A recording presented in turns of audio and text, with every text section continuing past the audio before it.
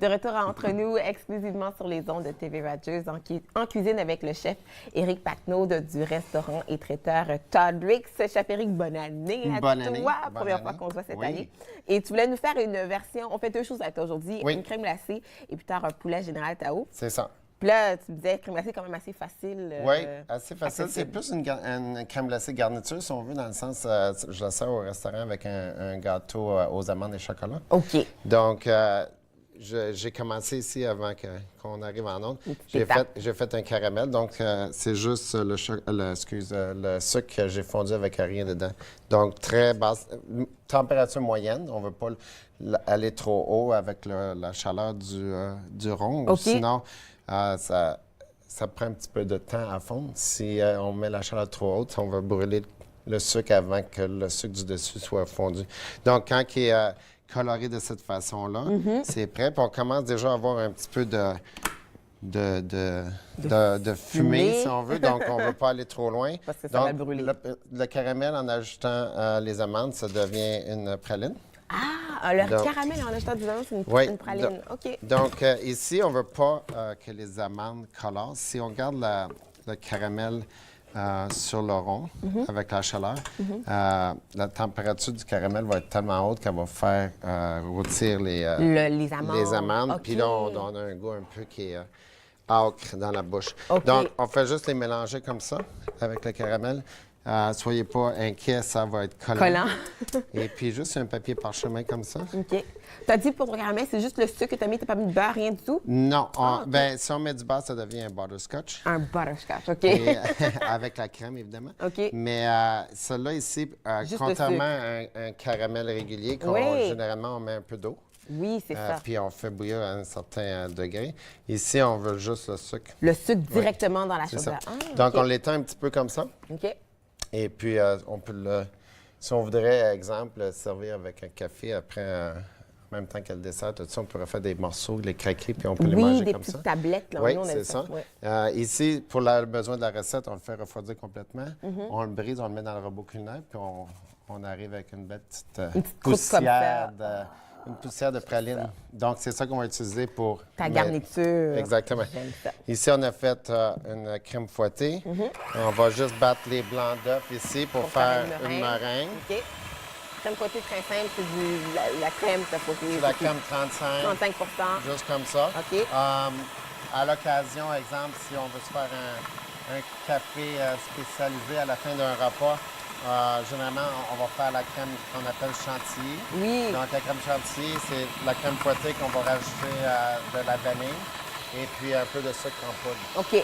Donc, on va amener C'est un petit peu de saveur et un petit peu de sucre. OK. Parce que là, on va le mettre dans du café. OK.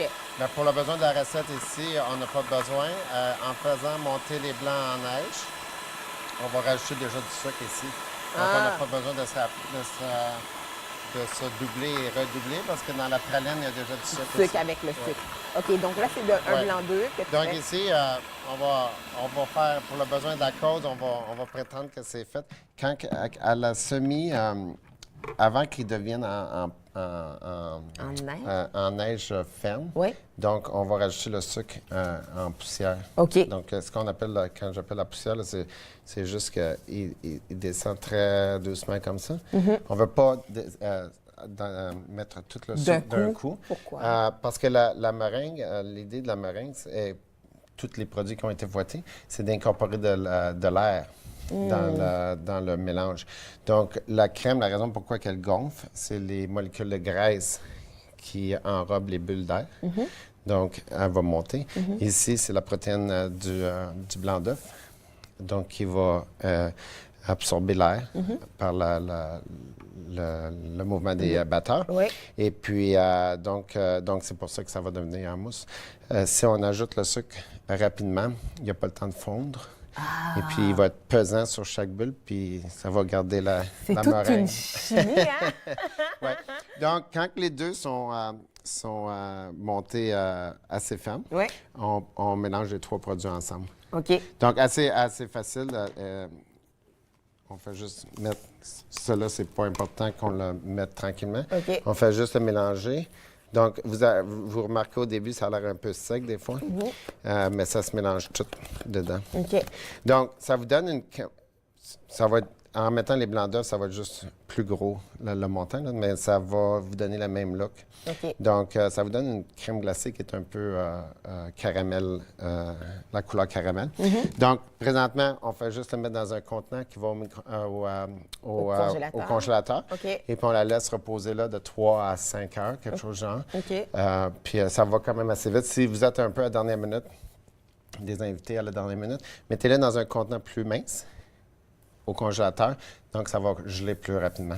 Dans un contenant plus mince? Oui, OK. donc exemple, au lieu de remplir un contenant 500 ml comme ça, Ouais. mettez-les dans une plaque à biscuits, exemple, qui est de juste un pouce d'épais, Ouais. puis étendez-la. On l'attend, Ouais. et puis ça sera... Donc, vous pouvez OK. la faire des boules avec 2 cuillères à soupe, et puis c'est le tour est joué. Les tours de jouer. Et là, tu m'expliquais que c'est quand même une crème glacée garniture. Ouais. Donc, elle fond différemment que... Oui, oui. Donc, c'est ça. Des dessert, fois, là. les gens n'aiment pas mettre une crème glacée sur un dessert, spécialement un gâteau, Oui. parce que ils prennent leur temps pour déguster, puis la crème glacée à fond, puis le gâteau devient tout devient mou. tout mou, c'est ça, puis qui absorbe toute la liquide. La différence entre une crème glacée là et une crème glacée traditionnelle, celle-ci, elle a été battue, donc c'est toute en légèreté. Comparativement à l'autre crème glacée traditionnelle, c'est tout liquide, qu'on ajoute des ingrédients et puis on le met dans la baratteuse. ouais. Et puis donc, là, ça se forme en glace à cause des batteurs qui vont alentour du contenant qui est gelé. Qui est gelé. Et puis, on met le résultat au congélateur. Donc, celle-là est plus compacte, est plus pesante, mais quand elles fond, c'est liquide. Tandis que celle-ci, quand elle prend la température de pièce, elle redevient juste une crème fouettée. OK. Donc, elles ne fondront pas. Puis ça reste que notre gâteau n'est pas tout mou ici. Exactement, On aime ça. exactement. On Mais aime ça. quand on la mange assez rapidement avant qu'elle réchauffe, on a le goût on a la sensation du foie qui vient du congélateur comme une crème glacée traditionnelle. On aime ça. Est-ce que c'est vrai, une bonne question, est-ce qu'on aurait pu rajouter de l'alcool, par exemple, si on voulait? Pour celle-ci? Oui. Oui. C'est à notre choix. Si, exemple, on a un gâteau qui est, exemple, au café. Amaretto, quelque chose comme ça, oui. L'amaretto, ça pourrait juste augmenter la saveur des amandes parce que OK. vous avez déjà la praline à l'intérieur. Mais amaretto serait un bon choix. Et puis, vous voyez ici, ça va quand même assez vite. Oui. Peut-être c'est encore chaud, mais ça va se décoller assez facilement du papier. Oui. Mais là, elle n'est pas prête présentement pour être utilisée. Là, vous attendez complètement qu'elle soit refroidie. Et puis, ça ne prendra pas beaucoup de temps. Si vous avez une surface, par exemple, des comptoirs en granit, ça va aller encore plus vite parce que ça garde le froid. Ah! Ici, c'est un comptoir en bois, là, Oui. donc ça prend plus de temps. Le bois absorbe la chaleur, donc il contribue à se garder chaud les deux. J'aurais pu mettre ça dans le réfrigérateur aussi. On pourrait le mettre au frigo, oui, Voilà. oui. Voilà, oh, c'est simple. Écoute, on va faire une pause. Puis là, Oui. est-ce que tu veux commencer à mariner ton oui, poulet? juste pour le poulet ici, on va faire le poulet. On fait juste mettre un vin de vinaigre asiatique. Asiatique, juste OK. pour laisser mariner un petit peu. tout petit peu. Oui. OK, on va faire notre poulet général tarot. Donc, nous, on fait une pause et au retour, on continue avec le chef Éric Matnaud et on va faire notre poulet général Tao. Vous écoutez Entre nous exclusivement sur les ondes de TV Rogers.